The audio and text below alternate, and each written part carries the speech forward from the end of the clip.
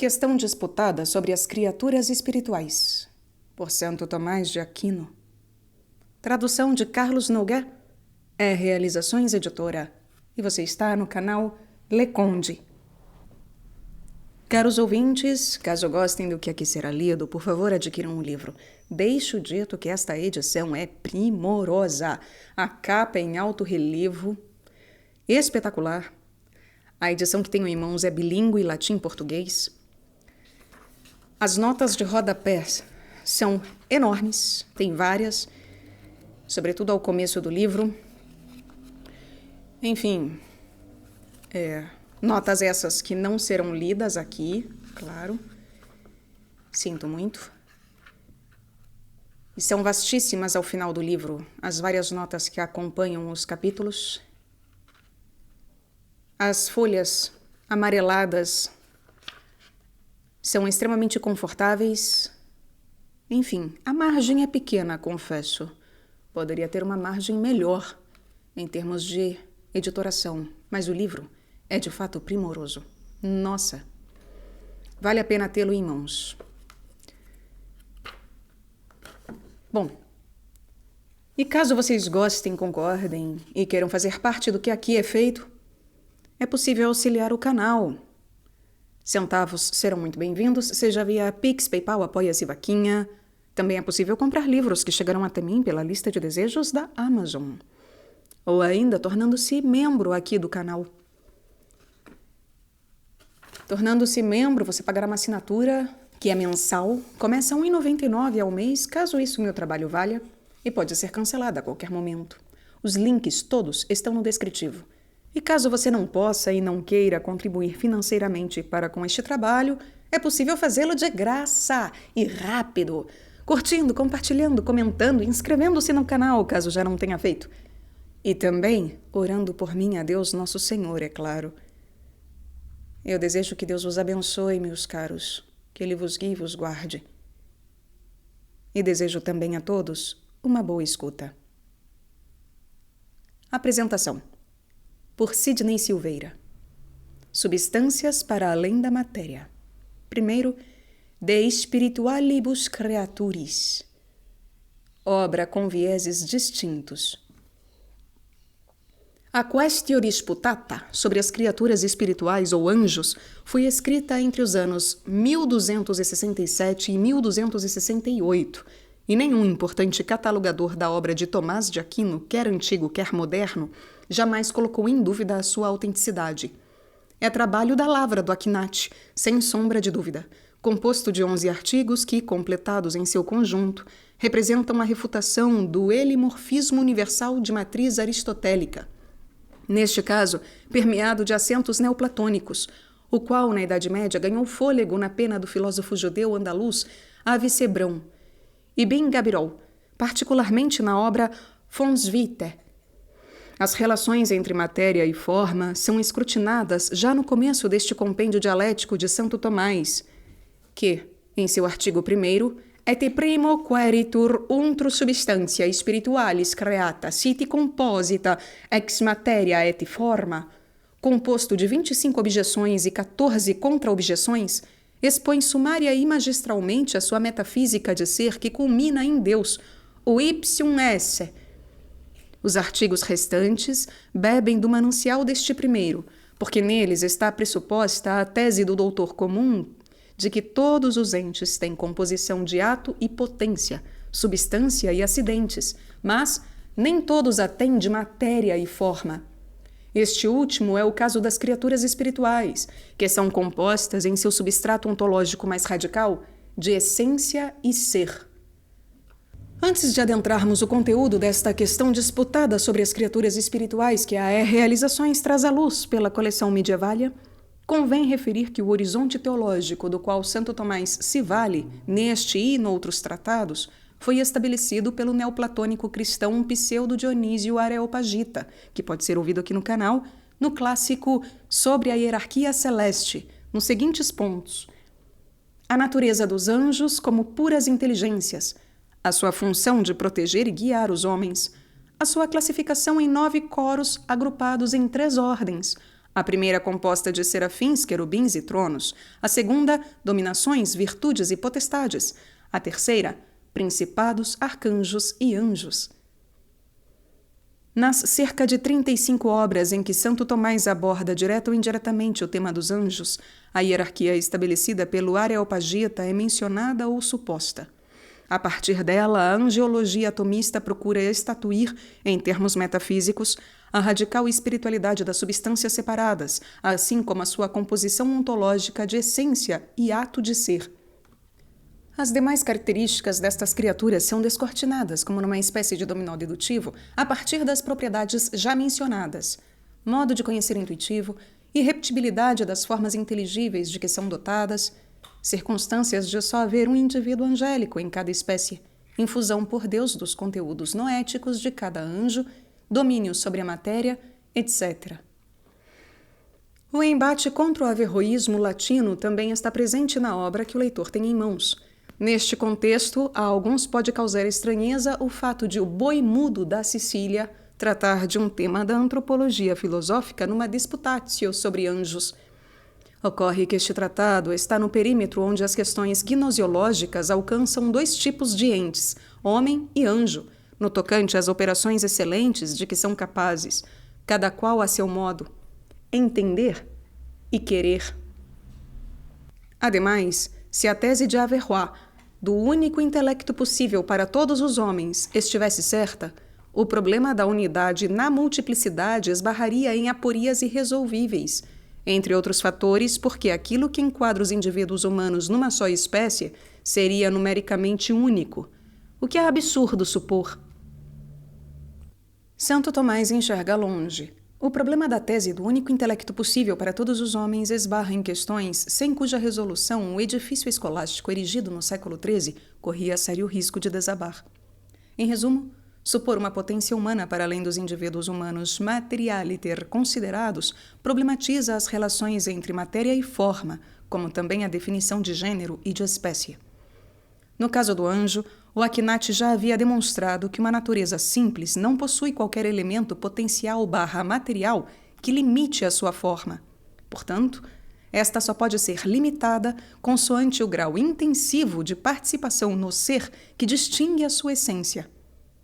Em breves palavras, mesmo sendo forma simples, sem composição de matéria, a natureza angélica não é seu próprio ser, ou seja, não há identidade perfeita entre essência e ser no anjo.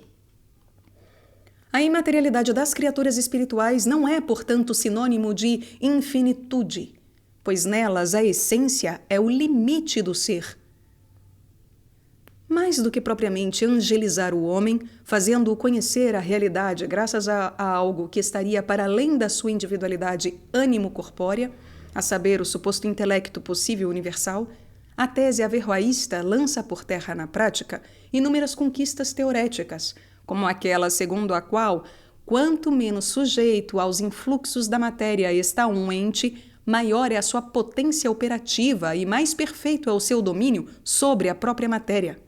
Em suma, caso conhecesse a partir de um intelecto possível universal, o intelecto do homem tornar-se-ia formalmente autônomo em relação às potências sensitivas integrantes do seu ato de ser formal, o que vai contra todas as evidências. Na prática, sabemos que o domínio do homem sobre a matéria passa necessariamente pelos escolhos da matéria mesma, a qual o homem abstrai no ato do conhecimento, mas não como se ela inexistisse, ou como se o processo cognoscitivo humano não dependesse dela em nenhuma instância. Segundo, a angelologia metafísica. A questão disputada sobre as criaturas espirituais espraia os seus problemas a dois pontos cardeais da filosofia: metafísica e gnosiologia. Em síntese, a angelologia de Tomás implica finas considerações sobre o real estatuto do ser e do conhecer.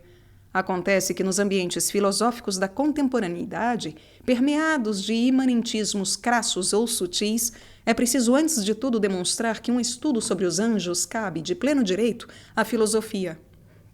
Nas palavras do tomista brasileiro Luiz Astorga, é pertinente perguntar se o filósofo, enquanto filósofo, deve considerar a substância separada da matéria como existente e, em caso afirmativo, investigar os seus atributos.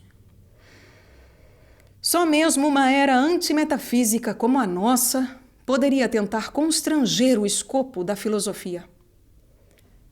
Providencialmente, isso não aconteceu na época de Santo Tomás, uma das mais profícuas devido à sua abertura dialética a inumeráveis questões. Comecemos por apontá-lo adentrando o problema da existência dos anjos a partir de uma premissa reiterada por Tomás de Aquino em diferentes obras, a saber, depois da bondade divina, que é um fim transcendente e independente das coisas, o principal bem que pode haver é a perfeição do universo, o qual seria disteleológico se nele não houvesse graus de ser integrados harmonicamente. Ora, cabe à inteligência divina produzir o ser em todos os graus, por criação. Por conseguinte, sendo a inteligência divina perfeita em máximo grau, o universo também há de ser perfeito a seu modo, pois a perfeição dos efeitos imita a perfeição da causa de que provém. Com o propósito de esclarecer este ponto, vale aludir a outra distinção corriqueira para os escolásticos, muito cara ao Akinati. Perfeito é aquilo que, para ser o que é, não lhe falta nada. Assim, um homem perfeito não possui apenas as notas distintivas de sua essência, as faculdades da inteligência e da vontade, mas também todo um conjunto de características genéricas, específicas e diferenciais que distinguem as potências que pode atualizar, sem as quais não seria perfectum, pois estaria incompleto, essencial ou acidentalmente. Por exemplo, uma das potências da alma humana é a motriz. Se num homem X reduzir-se de maneira drástica essa potência anímica, ele não será perfeito na acepção aqui apontada, embora continue simpliciter homem, embora continue simplesmente homem, por manter as notas distintivas de sua forma entitativa. Retomemos agora a premissa inicial. A perfeição do universo é, depois da perfeição divina, o maior bem que há, e este bem se observa na gradação de ser que constitui a incomensurável riqueza do universo. Ora, um dos graus de ser é justamente o da potência intelectiva, ou seja, esta possibilidade que alguns entes possuem de assimilar imaterialmente a forma das coisas, sendo isto propriamente o conhecimento. No homem, essa potência atualiza-se de maneira dificultosa, pois ele precisa dos sentidos corpóreos para fazê-la transitar ao ato, dado que o primeiro objeto de intelecção em nós é a essência das coisas materiais. Quiritas rei materialis. Logo, se entre o homem e Deus não existissem entes totalmente incorpóreos, haveria um grande hiato nesta gradação de ser que observamos no universo. Sendo assim, o mais razoável é admitir a existência de criaturas imateriais independentes da instância corpórea, que para a teologia são os anjos e para a metafísica são as substâncias separadas da matéria. Outro argumento. No tocante ao ser das coisas existentes no universo, o perfeito tem precedência ontológica com relação ao menos perfeito, como o mais quente em relação ao menos quente. Ora, existindo um tipo de inteligência per se, dependente do corpo para conhecer, como a alma racional humana, é consequente e lógico concluir que haja na ordem do ser um tipo mais perfeito de inteligência, não dependente do corpo para entender. E esta é a inteligência angélica. A força desta prova por razoabilidade ou por argumentos de conveniência aumenta de maneira considerável quando quem depara com ela está na posse da prova da existência de Deus. Que em Tomás de Aquino é propedêutica e detém o conhecimento metafísico dos seus atributos, seus de Deus. A força desta prova por razoabilidade aumenta de maneira considerável quando quem depara com ela está na posse da prova da existência de Deus e detém o conhecimento metafísico dos seus atributos. Então a conclusão se torna evidente, porque a sua contrária, ou seja, a proposição da inexistência das criaturas imateriais, se apresenta como absurda. Façamos um raciocínio disjuntivo a partir do que foi dito anteriormente.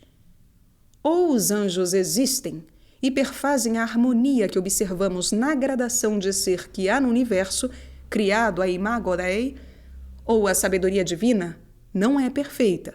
Ora, É perfeitíssima a sabedoria divina, ordenadora de todas as coisas criadas em vista da absoluta perfeição do universo, espelho da sua própria perfeição. Logo, os anjos existem. O domínio dos princípios da metafísica aristotélica do ato e da potência, que na obra de Santo Tomás tem como abóboda formal o conceito da participação em Platão, expurgado de suas limitações, é pré-condição para que esta demonstração aponte inequivocamente para a repugnância da tese contrária, a da inexistência dos anjos. Terceiro, gnosiologia. Para responder como os anjos, criaturas separadas da matéria, conhecem, Tomás é levado a recorrer a ricas comparações com o conhecimento humano. Quando o doutor comum coteja o intelecto possível com os sentidos, por exemplo, põe-no como a virtude unificadora das potências sensitivas internas, sobretudo as capacidades receptiva, imaginação e retentora, memória, dos fantasmas, sem os quais o homem não consegue ascender à região da inteligibilidade. Mas não havendo nos anjos imaginação, porque esta depende fundamentalmente da recepção sensitiva do dado externo, a qual inexiste na criatura espiritual, o Akinati diz que a intelecção angélica está para a humana, assim como o sentido comum está para os sentidos externos. Em breves palavras, o anjo, ao conhecer, unifica os diversos dados que contempla de maneira análoga ao que faz o sentido comum com relação à multiplicidade dos dados externos com que labora. Outra característica do conhecimento angélico é que se trata de simples intuição, simplicity intuito, um olhar abarcador dos diversos substratos inteligíveis dos entes contemplados pelas criaturas imateriais. Por sua vez, o homem, dada a precariedade ontológica da sua inteligência, a qual precisa valer-se direto ou indiretamente dos sentidos externos, conhece por via do discurso ou linguagem justamente por ser racional, quer dizer, por precisar compor e dividir raciocínios, o que é impossível sem o uso de conceitos veiculados por intermédio de signos, sejam estes verbais ou não. No caso humano, conhecer é acidente imaterial da potência intelectiva, razão porque nenhum homem pode dizer «eu sou o conhecimento». Diz «conheço isto e aquilo», ou então «não conheço». A sua substância não é conhecer, mas potência para conhecer. E tudo que está em potência para algo não se identifica em sentido absoluto com esse algo. Não se engana, pois, quem define o ente humano como capax erroris, porque a nota distintiva de debilidade do seu intelecto é esta considerável potência para o erro. Evidência que ninguém em sã consciência haverá de negar. A espécie inteligível humana revela sua debilidade no fato de ser extraída dos entes como que a fórceps, abstraindo os conteúdos noéticos das notas individuantes da matéria. Para o homem, a verdade está primariamente nas coisas, mas formalmente no seu intelecto, que é a medida imaterial do ser das coisas. Porém, reiteramos, trata-se de uma medida qualitativamente precária, comparada à angélica, porque não exaure a inteligibilidade de nenhum ente. A verdade na inteligência do homem tem como causa material o ser das coisas, no sentido de que, sem o insumo ontológico da realidade extramaterial, o homem sequer conseguiria pensar. A verdade para nós pode então considerar-se em duplo aspecto, transcendental no ente e formal na inteligência. A verdade transcendental não é outra coisa senão o ente mesmo no exercício do seu ato de ser. A verdade formal é o ente assimilado imaterialmente pela inteligência. No caso angélico, embora ser e entender também não sejam a mesma coisa, daí Santo Tomás dizer que a essência do anjo não é a sua potência intelectiva, pois a identidade absoluta entre ser e conhecer se dá somente em Deus. Ninguém se iluda com essa semelhança de cunho metafísico, pois o anjo é dotado de espécies inteligíveis, não extraídas das coisas. Sendo assim, a cognição angélica não é apenas intuitiva, como se assinalou anteriormente. Em certo sentido, ela é superior às coisas mesmas. Em síntese, a espécie inteligível angélica unifica em elevadíssimo grau o que é nas coisas está dividido em diferentes planos ou estratos. A nobreza desta intelecção pode ser mensurada, entre outros fatores, por haver nela certa unidade deiforme, devida ao grau superior da participação do anjo na ordem do ser, comparativamente ao homem. O conhecimento angélico abarca regiões incomensuráveis do ser, ao passo que o saber humano, não desvinculável de todo das potências sensitivas, é parcial, fragmentário, pontual. A luz intelectual, por cujo intermédio o homem assimila a forma dos entes, é debilíssima em relação à luz intelectual do anjo, que intelige a realidade mediante poucas espécies inteligíveis. O padrão comparativo foi definido pela escola atomista ao longo dos séculos. Deus intelige toda a realidade num só ato, mediante o seu próprio ser perfeitíssimo. Os anjos superiores inteligem a realidade mediante pouquíssimas espécies inteligíveis. Os anjos inferiores, mediante espécies inteligíveis menos universais e, por conseguinte, mais numerosas. E o homem intelige a realidade por incontáveis espécies inteligíveis vinculadas, próxima ou distantemente, no ato da intelecção, às cuididades sensíveis. Quando Deus pensa, cria. Quando o anjo pensa, intui. Quando o homem pensa, abstrai. Quando Deus pensa, cria. Quando o anjo pensa, intui. Quando o homem pensa, abstrai.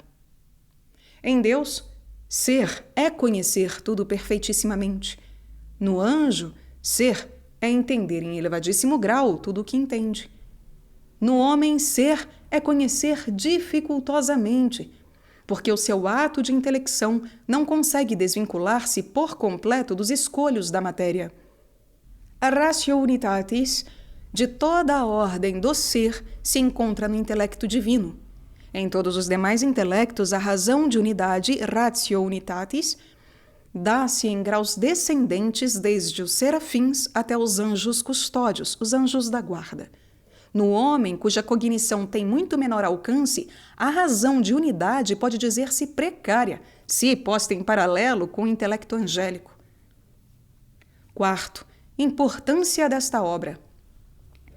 Após demonstrar no primeiro artigo desta Disputatio que o anjo não é composto de matéria e forma, Santo Tomás desenvolve nos 3 artigos subsequentes, segundo, terceiro e quarto, o problema da união substancial entre corpo e alma no homem.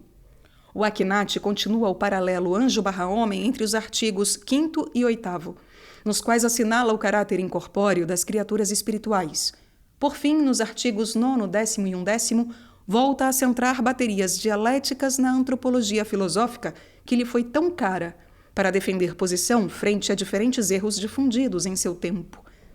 Noutro denso escrito sobre os anjos, o Tractatus de Substantiis Separatis, Tomás criticara teses de Avicebron e de Avicena em tópicos nos quais estes autores se afastaram de Platão e de Aristóteles, segundo o seu parecer. Como pano de fundo das divergências que no século XIII geraram acalorados debates na Universidade de Paris, está a metafísica do ser, a que chegou o doutor comum a partir de uma peculiar síntese entre Platão e Aristóteles, assim como entre o Liber de Causis, cujo autor nos é desconhecido, e os princípios desenvolvidos pelo mencionado Pseudo-Dionísio Areopagita. Aristóteles, Platão também podem ser ouvidos aqui no canal, aliás. Em todos os lugares de sua obra em que tratou dos anjos, o Akinati teve de valer-se do rico instrumento da analogia, sem a qual não lhe teria sido possível chegar a tamanha precisão teórica em temas espinhosos, como, por exemplo, da individuação nos entes incorpóreos. Neste ponto, Santo Tomás parte da impossibilidade de multiplicação numérica ou específica naquele cuja essência é seu próprio ser, ou seja, Deus, no qual nenhuma pluralidade é metafisicamente possível. Passa pelas naturezas incorpóreas que não se identificam em sumo grau com o seu próprio ser, nas quais só se pode dar multiplicidade específica, mas não individual numérica, pois só um indivíduo esgota todas as possibilidades da espécie, até chegar ao homem e aos demais entes compostos de matéria e forma, nos quais se dá a multiplicidade numérica dentro de cada espécie. Questão disputada sobre as criaturas espirituais é uma das mais importantes disputas escritas por Santo Tomás, pelo alcance das resoluções a que chega. Não se trata de um tratado tão exaustivo quanto o De Angelis. no qual o Akhenaten propõe o seguinte esquema.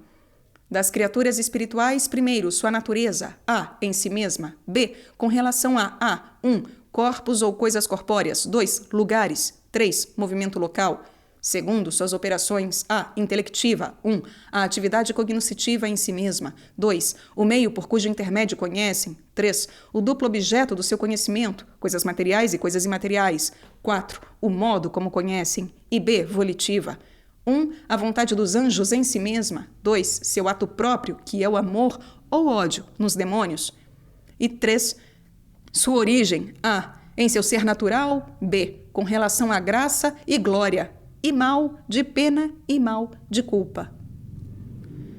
A circunstância de Tomás abordar uma maior quantidade de problemas na Suma Teológica em razão à questão disputada sobre as criaturas espirituais, em nada depõe contra esta última, o que se pode aferir entre diversos outros tópicos pelo tema da incorruptibilidade e da corruptibilidade. A propósito, diz a certa altura Santo Tomás, abre aspas, corruptível e incorruptível não convém em gênero segundo uma consideração natural, porque haja neles modos diversos de ser e diversa razão de potência, ainda que possam convir num gênero lógico que se toma tão somente segundo uma intenção inteligível. Fecha aspas. Em breves palavras, ao indagar se uma realidade imaterial como a alma humana, incorruptível, pode unir-se a um ente corpóreo corruptível, o doutor Angélico assinala, tendo como base o texto do livro 10 da Metafísica de Aristóteles, que pode ser ouvido aqui, como diferem o corruptível e o incorruptível, já que nada pode predicar-se univocamente de ambos. Tomás conclui que o fato de a alma diferir do corpo de maneira análoga a como o incorruptível difere do corruptível, não exclui que seja a forma substancial dele, dado que a união entre ambos é imediata, ou seja, não se dá por nenhum meio.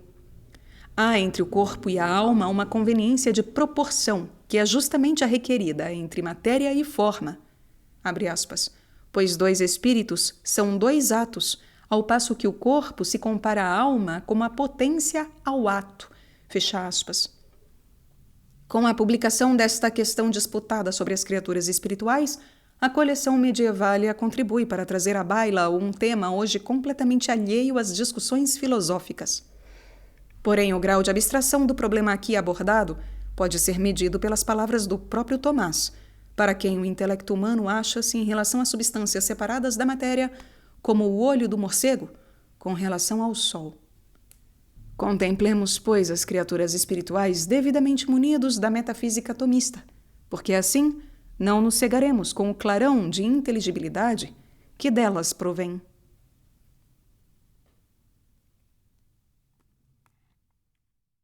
Questão disputada sobre as criaturas espirituais. Proêmio. E, em primeiro lugar, indaga-se se a substância espiritual se compõe de matéria e de forma. Em segundo, se a substância espiritual pode unir-se a um corpo. Em terceiro, se a substância espiritual, que é a alma humana, se une ao corpo por algum meio. Em quarto, se a alma toda está em cada parte do corpo. Em quinto, se há alguma substância espiritual criada que não esteja unida a um corpo. Em sexto, se a substância espiritual celeste se une a um corpo. Em sétimo, se a substância espiritual se une a um corpo aéreo. Em oitavo, se todos os anjos diferem entre si pela espécie. Em nono, se o intelecto possível é único em todos os homens. Em décimo, se o intelecto agente é único para todos os homens.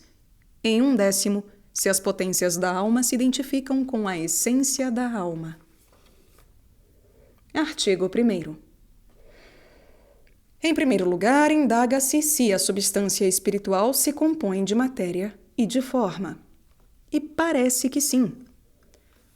Com efeito, diz Boécio no livro De Trinitate, uma forma simples não pode ser sujeito. Mas a substância espiritual criada é sujeito da ciência, de virtude e de graça. Logo, não é forma simples, mas tampouco é matéria simples, porque, se fosse, estaria unicamente em potência, sem ter operação nenhuma. Logo, é composta de matéria e de forma. Ademais, toda forma criada é limitada e finita, mas a forma é limitada pela matéria. Logo, toda forma criada é uma forma na matéria. Logo, nenhuma forma criada é forma sem matéria. Ademais, o princípio da imutabilidade é a matéria, razão por que, segundo o filósofo, é necessário imaginar matéria na coisa movida.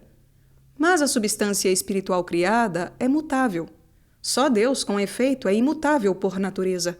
Logo, a substância espiritual criada tem matéria. Ademais, diz Agostinho no livro 12 das Confissões, que pode ser ouvido aqui no canal, que Deus fez a matéria comum às coisas visíveis e às invisíveis. Ora, as coisas invisíveis são as substâncias espirituais. Logo, a substância espiritual tem matéria. Diz o filósofo no livro 8º da Metafísica que, se em alguma substância é sem matéria, imediatamente é ente e uno, e não tem nenhuma outra causa para ser ente e uno. Mas todas as coisas criadas têm causa de sua entidade e de sua unidade. Logo, nenhum ente criado é substância sem matéria. Toda a substância espiritual criada, portanto, é composta de matéria e de forma. No livro De Questionis Veteris et Novi Testamenti, diz Agostinho que o corpo de Adão foi formado antes que se lhe infundisse a alma, porque é necessário fazer o habitáculo antes de introduzir o habitante. Compara, portanto, a alma ao corpo como o habitante ao habitáculo. Mas o habitante é subsistente por si. A alma, por conseguinte, é subsistente por si. E muito mais que o anjo. Ora, a substância subsistente por si não parece ser só forma. Logo, a substância espiritual criada não é só forma, senão que é composta de matéria e de forma. Ademais, é manifesto que a alma é suscetível de contrários. Ora, isto parece ser próprio das substâncias compostas. Logo, a alma é substância composta e, pela mesma razão, é o anjo.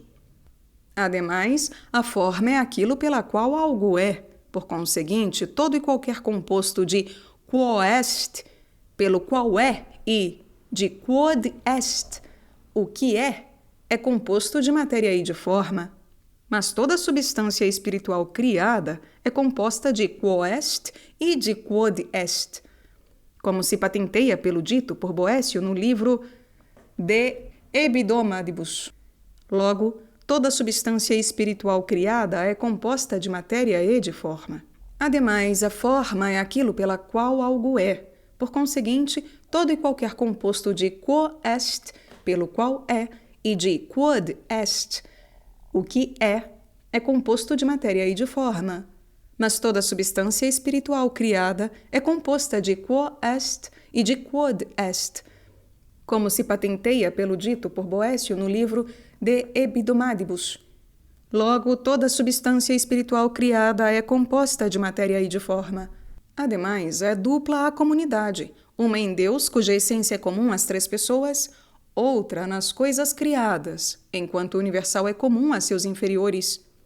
Ora, o singular da comunidade divina é que aquilo pelo qual se distinguem as pessoas que se comunicam nisso que lhes é comum não é realmente outro que o mesmo comum. Assim, a paternidade, que é o que distingue do filho o pai, é a essência mesma comum ao pai e ao filho. Na comunidade do universal, porém, é necessário que aquilo pelo qual se distinguem as coisas que se contêm sob o que é comum seja distinto desse mesmo comum. É necessário, portanto, que em todo ente criado que está contido em algum gênero comum haja a composição do que tem em comum e do que restringe o mesmo comum. Ora, a substância espiritual criada está em algum gênero. Logo, é necessário que nela haja a composição da natureza comum e daquilo pela qual a natureza comum é limitada. Mas tal composição parece ser a da forma e da matéria. Logo, na substância espiritual criada, há composição de forma e de matéria. Ademais, a forma do gênero não pode estar senão no intelecto ou na matéria, mas a substância espiritual criada, como o anjo, está em algum gênero. A forma de tal gênero, portanto, está ou só no intelecto ou na matéria. Mas se o anjo não tivesse matéria, não estaria na matéria. Logo, estaria só no intelecto. E assim, no suposto de que ninguém inteligisse o anjo, seguir-se-ia que o anjo não seria, o que é inconveniente. É necessário dizer, portanto, como parece, que a substância espiritual criada é composta de matéria e de forma. Ademais, se a substância espiritual criada fosse só forma, seguir-se-ia que uma substância espiritual estaria presente em outra. Se, pois, um anjo inteligisse outro, tal se daria ou pela essência do anjo inteligido, e assim seria necessário que a substância do anjo inteligido estivesse presente no intelecto do mesmo anjo inteligente, ou pela espécie, e então se seguiria o mesmo, se a espécie pela qual o anjo é inteligido por outro não diferisse da mesma substância do anjo inteligido. Não parece, portanto, que possa dar-se algo em que difira, se a substância do anjo for sem matéria, como sua espécie inteligível. É, todavia, inconveniente que um anjo, por sua substância, esteja presente em outro, porque só a Trindade penetra a mente racional. Logo, é inconveniente o que de tal se segue, ou seja, que a substância criada, seja imaterial. Ademais, diz Averroes no livro 11 da Metafísica que se houvesse uma arca sem matéria seria a mesma que a arca que está no intelecto, e assim parece que se teria o mesmo que o anterior. Ademais, diz Agostinho que, assim como a carne teve uma matéria, a terra da qual foi feita antes que houvesse alma, assim também pode ter havido uma matéria de algum modo espiritual antes que chegasse a fazer-se a natureza que chamamos alma. Logo, parece que a alma é composta de matéria e de forma, e pela mesma razão que também o é o anjo. Ademais, diz o Damasceno que só Deus é essencialmente material e incorpóreo. Logo, não o é a substância criada. Ademais, toda substância circunscrita a seus limites naturais tem seu limitado e encerrado. Mas toda substância criada é circunscrita a seus limites naturais. Logo, toda substância criada tem ser limitado e encerrado. Mas tudo que está encerrado tem algo que o encerra. Logo, em toda substância criada há algo que encerra e algo encerrado. E isso parece que é forma e matéria. Logo, toda substância espiritual é composta de matéria e de forma. Ademais, nada age e padece segundo o mesmo, senão que cada coisa age pela forma, mas padece pela matéria.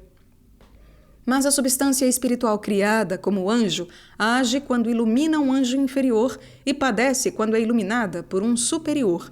Similarmente, na alma o intelecto é agente e possível. Logo, tanto o anjo como a alma se compõem de matéria e de forma. Ademais, tudo quanto é, ou é ato puro, ou é potência pura, ou é composto de ato e de potência. Mas a substância espiritual não é ato puro, porque isto é próprio somente de Deus. Nem, todavia, é potência pura. Logo, é um composto de potência e de ato, e isto parece o mesmo que compor-se de matéria e de forma. Ademais, no Timeu, Platão introduz o Deus Sumo, falando aos deuses criados e dizendo: minha vontade é maior que vosso nexo ou composição. E Agostinho introduz estas palavras no livro A Cidade de Deus. Ora, parece que os deuses criados são anjos. Logo, nos anjos há nexo e composição, ou composição. Ademais, há matéria nas coisas que se numeram e que diferenciam essencialmente, porque a matéria é princípio de distinção segundo o número, mas as substâncias espirituais numeram-se e diferenciam-se essencialmente. Logo, tem matéria. Ademais, não padece nada de um corpo senão o que tem matéria, mas as substâncias espirituais criadas padecem do fogo corpóreo, como mostra Agostinho em Cidade de Deus. Logo, as substâncias espirituais criadas têm matéria. E ademais, diz Boécio no livro De Abdumaribus, que o que é pode ter algo outro que lhe seja misturado, mas o mesmo ser não tem nada outro, ou seja, distinto dele misturado. E o mesmo podemos dizer de todos os abstratos e de todos os concretos, pois no homem pode haver algo outro que a humanidade, por exemplo, a brancura, ou algo assim. Mas na própria humanidade não pode haver nada além do que pertence à razão de humanidade. Se, pois, as substâncias espirituais são formas abstratas, não poderá haver nelas nada que não pertença à sua espécie. Mas, se se suprime o que pertence à essência da coisa, corrompe-se a coisa. Logo, porque toda substância espiritual é incorruptível, nada do que se dê na substância espiritual criada poderá perder-se, e assim esta será de todo imóvel, o que é inconveniente. Ademais, tudo que está num gênero participa dos princípios do gênero. Ora, a substância espiritual criada está no predicamento da substância, mas os princípios deste predicamento são a matéria e a forma, como mostra Boécio no Commentum Predicamentorum. Quando assinala que Aristóteles, deixando de lado os extremos, ou seja, a matéria e a forma, trata do meio, ou seja, do composto, dando a entender que a substância, que é predicamento, da qual trata aqui, é composta de matéria e de forma. Logo, a substância espiritual criada é composta de matéria e de forma. Ademais, tudo que está num gênero se compõe de gênero e de diferença. A diferença, porém, toma-se da forma e o gênero da matéria, como se patenteia no livro 8º da Metafísica. Como, portanto, a substância espiritual está num gênero, parece que é composta de matéria e de forma. Ademais, o que é primeiro em qualquer gênero é causa de todo o que é posterior. Assim, o ato primeiro é causa de todo ente em ato.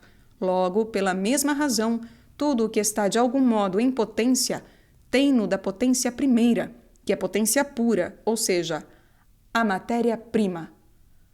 Mas alguma potência há nas substâncias espirituais criadas, porque só Deus é ato puro. Logo, a substância espiritual criada tem isto da matéria, o que não seria possível sem que a matéria fosse parte sua. É, pois, composta de matéria e de forma. Mas, contrariamente, está o que diz Dionísio acerca dos anjos, ou seja, que são incorpóreos e imateriais.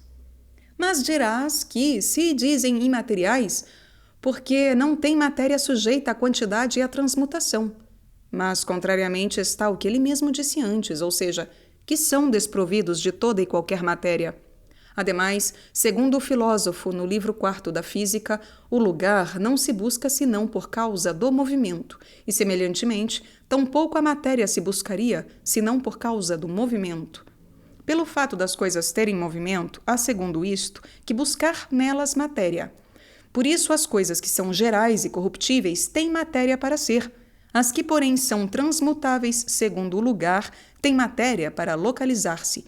Logo, não há nelas matéria para ser. E, assim, não são compostas de matéria e de forma. Ademais, Hugo de São Vítor diz em Super Angelicam Hierarchiam de Dionísio que nas substâncias espirituais são o mesmo o que vivifica e o que é vivificado. Mas o que vivifica é a forma.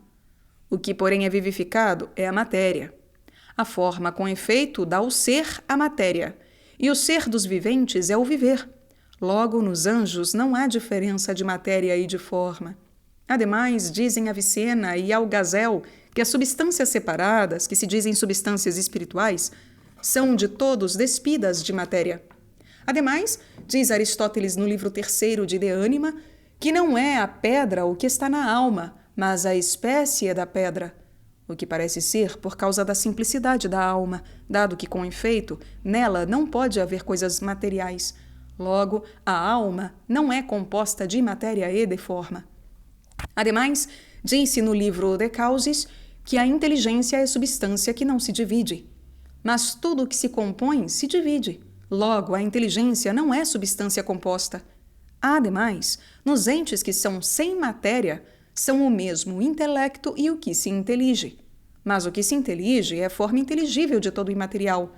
Logo, a substância inteligente é sem matéria. Ademais, diz Agostinho que a alma se intelige toda a si mesma. Não intelige, porém, pela matéria.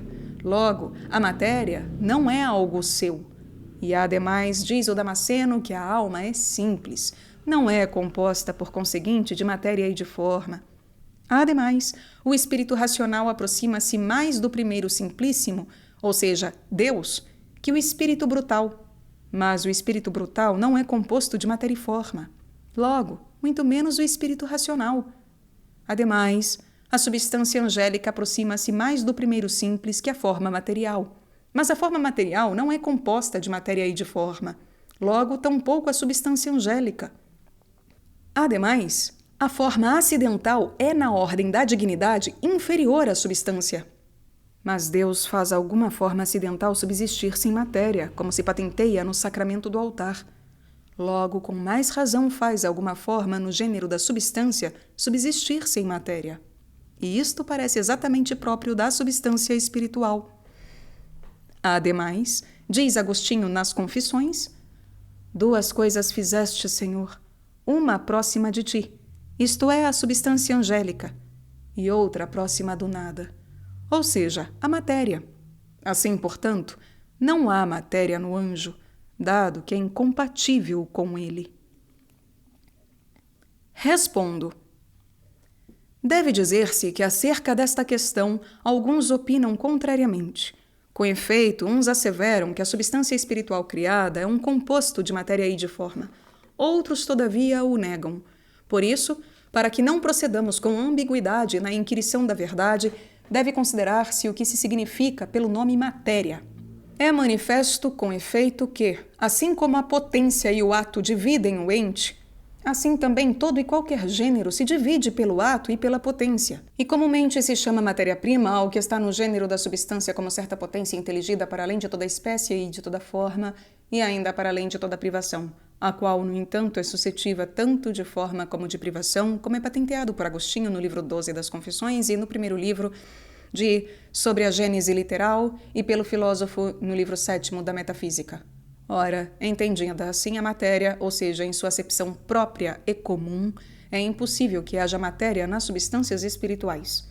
Com efeito, conquanto em uma e mesma coisa, que ora está em ato, ora em potência, a potência venha temporalmente antes que o ato, porém, é naturalmente anterior à potência. O que, todavia, é anterior não depende do posterior, mas não o inverso. E por isso se encontra em um ato primeiro sem potência alguma. Nunca, no entanto, se encontra na natureza das coisas potência que não seja perfeita por algum ato. E por isso mesmo há sempre na matéria alguma forma. Mas o ser em ato de todas as coisas é causado pelo ato primeiro e perfeito simpliciter, que tem em si a plenitude da perfeição, mas segundo determinada ordem. Com efeito, nenhum ato causado tem a plenitude da perfeição, senão que, com respeito ao ato primeiro, todo ato causado é imperfeito. Quanto, porém, mais perfeito é um ato, tanto mais próximo é de Deus. Ora, entre todas as criaturas, as que mais se aproximam de Deus são as substâncias espirituais, como é patenteado por Dionísio no capítulo 6º de Celestis Hierarchia. Daí que sejam as que maximamente se acercam da perfeição do ato primeiro, comparando-se às criaturas inferiores como o perfeito ao imperfeito, e como ato à potência. De modo algum, por conseguinte, esta razão de ordem das coisas implica que as substâncias espirituais requeiram a matéria-prima para seu ser, porque a matéria-prima é o mais incompleto de todos os entes, senão que estão muito acima de toda a matéria e se elevam sobre todas as coisas materiais. Isto também aparece de modo manifesto se alguém considera a operação própria das substâncias espirituais. Com efeito, todas as substâncias espirituais são intelectuais, mas a potência de cada coisa é tal qual requer a sua perfeição, porque o ato próprio requer potência própria. Ora, a perfeição das substâncias espirituais, enquanto são tais, é o inteligível tal qual se encontra no intelecto. É preciso, portanto, supor nas substâncias espirituais uma potência que seja proporcionada à recepção de formas inteligíveis. Mas não é assim a potência da matéria-prima, porque a matéria-prima recebe a forma contraindo-a ao ser individual. A forma inteligível, todavia, está no intelecto sem tal contração. Assim, com efeito, o intelecto intelige todos os inteligíveis, porque a forma deles está nele. Mas o intelecto intelige o inteligível precipuamente segundo a natureza comum e universal. E assim a forma inteligível está no intelecto segundo a razão de sua comunidade. A substância espiritual, portanto, não é receptiva da forma em razão da matéria-prima, mas antes por uma razão oposta. Por isso se faz manifesto que a matéria-prima, que de si carece de toda espécie, não pode ser parte das substâncias espirituais. Se, no entanto, duas coisas quaisquer se têm entre si como potência e ato, chamam-se matéria e forma, e, pois, nada obsta a que se diga, sem forçar os termos, que nas substâncias espirituais há matéria e forma. É necessário, com efeito, que na substância espiritual criada haja duas coisas que se comparem uma à outra como a potência ao ato, o que se patenteia assim. É manifesto, com efeito, que o primeiro ente, que é Deus, é ato infinito, porquanto tem em si a plenitude do ser, não contraída a nenhuma natureza de gênero ou de espécie. Por isso é necessário que seu mesmo ser não seja um ser incerto em alguma natureza que não seja seu ser, porque assim se limitaria a essa natureza. Por isso dizemos que Deus é o seu próprio ser, mas isto não pode dizer-se de nenhum outro. Assim, com efeito, é impossível inteligir que haja várias brancuras separadas, senão que, se houvesse uma brancura separada de todo sujeito e recipiente, haveria uma só.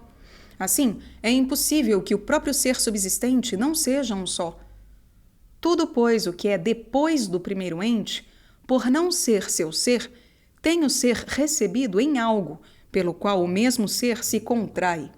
E assim, em todo o criado, uma coisa é a natureza da coisa que participa do ser, e outra, o próprio ser participado.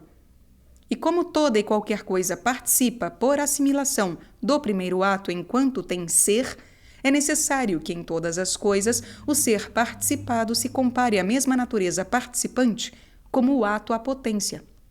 Na natureza das coisas corpóreas, por conseguinte, a matéria não participa por si mesma do ser, mas pela forma.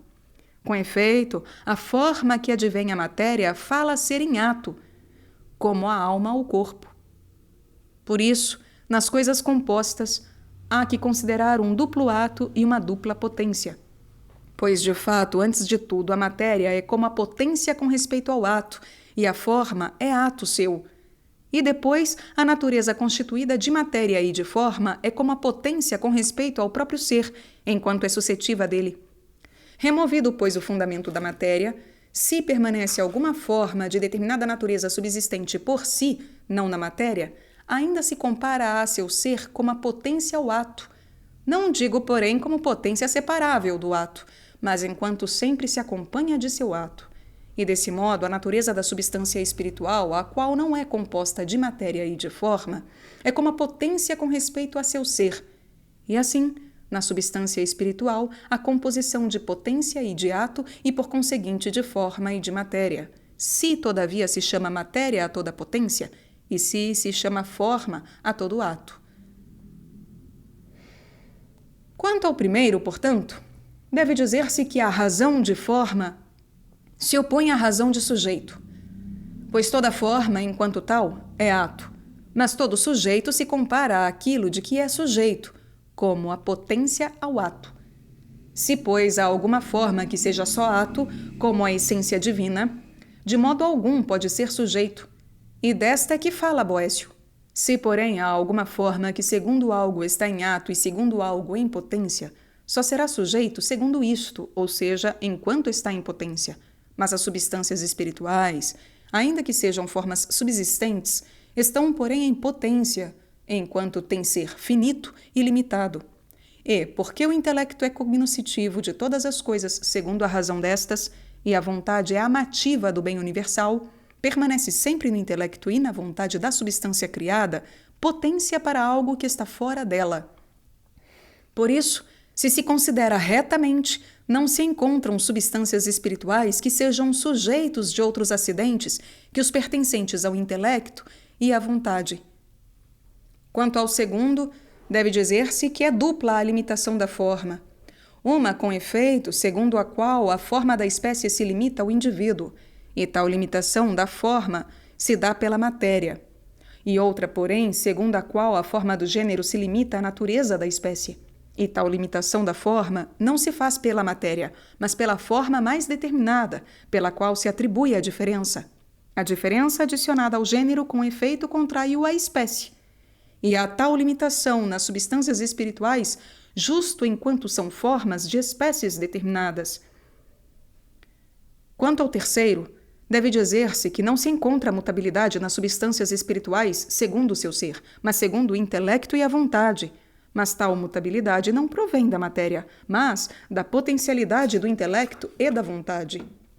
Quanto ao quarto, deve dizer-se que não é a intenção de Agostinho dizer que sejam a mesma segundo o número a matéria das coisas visíveis e das coisas invisíveis, pois ele mesmo diz que é dupla a informidade inteligida por céu e por terra, que é dita à primeira criada. Como por céu se intelige a substância espiritual ainda informe, por terra se intelige a matéria das coisas corporais, a qual, considerada em si, é informe, enquanto carece de toda espécie. enquanto carente de toda a espécie. Por isso também se diz ou inane e vazia, ou invisível e incomposta, segundo outra letra. O céu, no entanto, não se descreve como inane e vazio. Por isso aparece manifestamente que a matéria, que carece de toda a espécie, não é parte da substância angélica, mas a informidade da substância espiritual decorre de ainda não se ter voltado para o verbo pelo qual é iluminada, o que pertence à potência inteligível. Se, pois, ele chama matéria comum a das coisas visíveis e a das coisas invisíveis, é porque são informes cada uma a seu modo. Quanto ao quinto, deve dizer-se que o filósofo fala ali não de causa agente, mas de causa formal. Com efeito, as coisas compostas de matéria e de forma não são imediatamente ente e uno, senão que a matéria é ente em potência e se faz ente em ato pelo advento da forma, que é a sua causa de ser. Mas a forma não tem ser por outra forma. Por isso, se há alguma forma subsistente, imediatamente é ente e uno, sem ter causa formal de seu ser. Tem, todavia, causa influente em seu ser, mas não causa movente que a reduza de uma potência pré-existente a ato.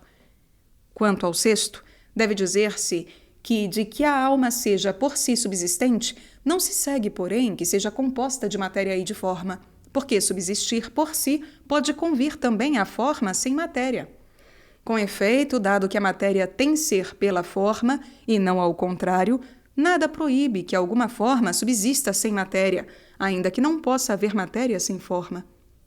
Quanto ao sétimo, deve dizer-se que ser suscetível de contrários é próprio da substância existente de algum modo em potência, quer seja composta de matéria e de forma, quer seja simples. Mas a substância dos entes espirituais não é sujeito de contrários pertencentes à vontade e ao intelecto, segundo os quais está em potência, como se patenteia do dito. Quanto ao oitavo, deve dizer-se que ser composto de quod est e de quo est não é o mesmo que ser composto de matéria e de forma, conquanto, com efeito, a forma possa dizer-se aquilo pelo qual algo é, a matéria, porém, não pode dizer-se propriamente quod est, porque não é senão em potência. Mas quod est é aquilo que subsiste no ser, o que, se de fato é o próprio composto de matéria e de forma nas substâncias corpóreas, é, todavia, nas substâncias incorpóreas, a própria forma simples. Quo est, no entanto, é o próprio ser participado, porque cada coisa não é senão enquanto participa do ser. Por isso também Boécio usa assim estes vocábulos do livro De Hebdomadibus, ao dizer que em todos os entes, salvo o primeiro, não são o mesmo quod est e o ser. Quanto ao nono, deve dizer-se que sob algo comum pode estar-se duplamente, de um modo como o indivíduo sob a espécie, de outro modo como a espécie sob o gênero. Toda vez, portanto, que sob uma espécie comum estão muitos indivíduos, a distinção dos muitos indivíduos se dá pela matéria individual que está fora da natureza da espécie, isso nas coisas criadas. Quando, todavia, há muitas espécies sob um gênero, não é necessário que as formas que distinguem as espécies entre si sejam outras secundum rem que a forma do gênero comum. Por uma e mesma forma, com efeito, este indivíduo é colocado no gênero da substância, no gênero do corpo, e assim até a espécie especialíssima. Se, com efeito, segundo alguma forma este indivíduo tem o ser substância, é preciso, de necessidade, que as outras formas supervenientes, segundo as quais se colocam em gêneros e espécies inferiores, sejam formas acidentais. E isto se patenteia do fato de que a forma acidental difere da forma substancial, porque, enquanto a forma substancial faz occhia liquid, a forma acidental advém a coisa já existente como occhia liquid. Se, portanto, a primeira forma pela qual se coloca um gênero faz o indivíduo ser occhia liquid, todas as outras formas, porém, advêm ao indivíduo subsistente em ato, e serão, por conseguinte, formas acidentais. Segue-se também que, pelo advento das formas posteriores, pelas quais algo se coloca na espécie especialíssima ou em uma subalterna, não haja geração nem por subtração, corrupção simpliciter, simplesmente corrupção, mas só secundum quid. Dado com efeito que a geração é transmutação ao ser coisa, diz-se simplesmente gerar quando simplesmente se faz um ente de um ente não em ato, mas tão só ente em potência. Se, portanto, algo se faz de um pré-existente em ato, não se gerará simplesmente um ente, mas este ente. E a mesma razão quanto à corrupção. Deve dizer-se, por conseguinte, que as formas das coisas são ordenadas e uma supera a outra por adição de perfeição.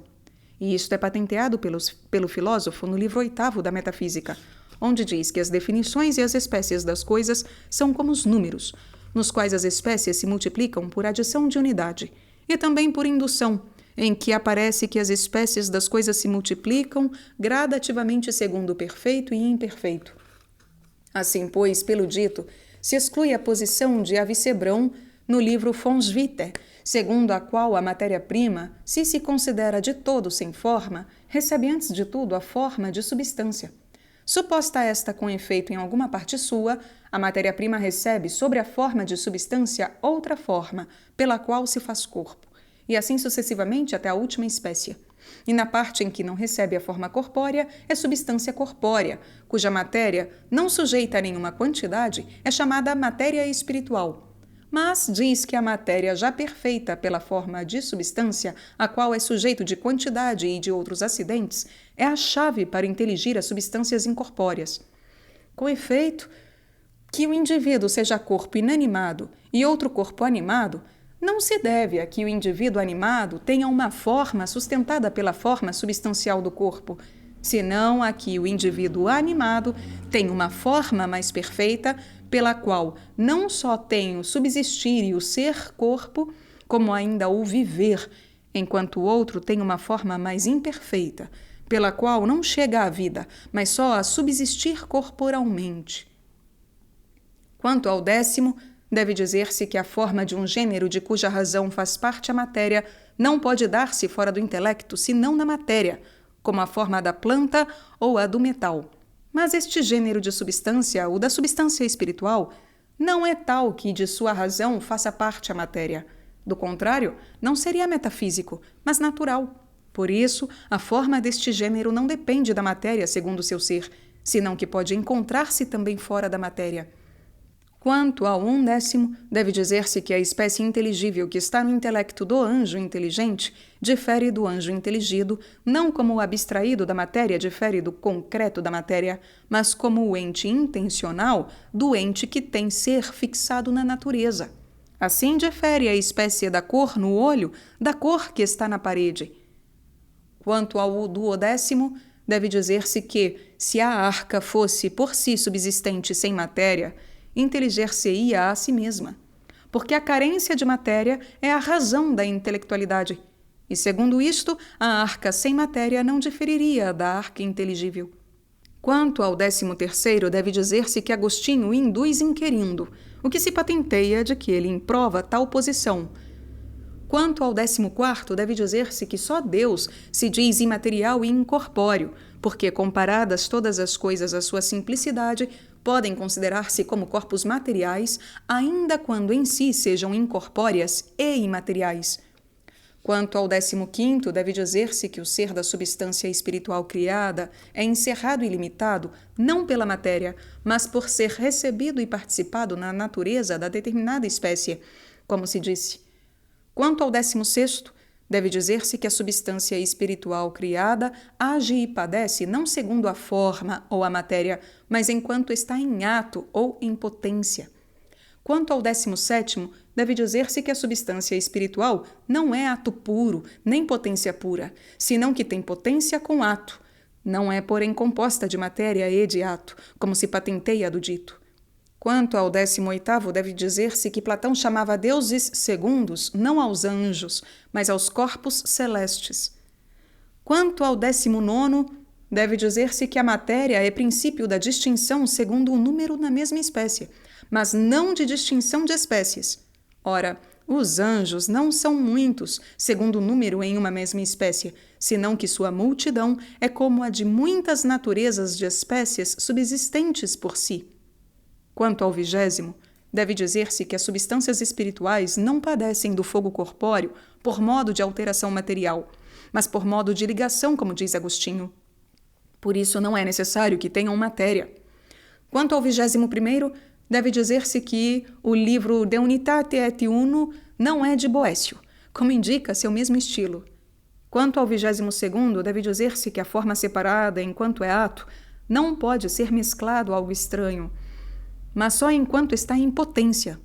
E desse modo as substâncias espirituais, enquanto estão em potência segundo o intelecto e a vontade, recebem alguns acidentes.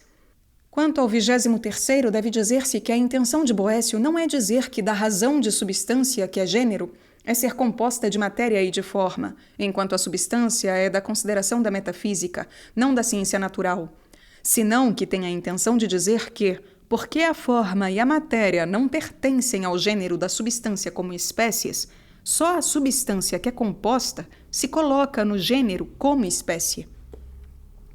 Quanto ao 24º, deve dizer-se que nas coisas compostas de matéria e de forma, o gênero se toma da matéria e a diferença da forma. De modo, porém, que por matéria não se intelija a matéria-prima, senão enquanto pela forma recebe certo ser imperfeito e material com respeito ao ser específico. Assim, o ser do animal é imperfeito e material com respeito ao homem. No entanto, tal duplo ser não é segundo tal e tal forma, mas segundo uma só forma, que no homem dá não só o que é ser animal, mas o que é ser homem. Mas a alma de outro animal dá-lhe só o ser animal. Por isso, o animal comum não é uno segundo o número, mas só segundo a razão, porque não é por uma única e mesma forma que o homem e o asno são animais. Subtraída, portanto, a matéria das substâncias espirituais, permanece nelas o gênero e a diferença, não segundo matéria e forma, mas enquanto se considera na substância espiritual tanto o que lhe é comum a ela e as substâncias mais imperfeitas, como ainda o que lhe é próprio. Quanto ao 25º, deve dizer-se que, quanto mais algo está em ato, tanto mais perfeito é. Quanto, porém, mais está em potência, tanto mais imperfeito é. Ora, as coisas imperfeitas têm origem nas perfeitas, e não ao revés.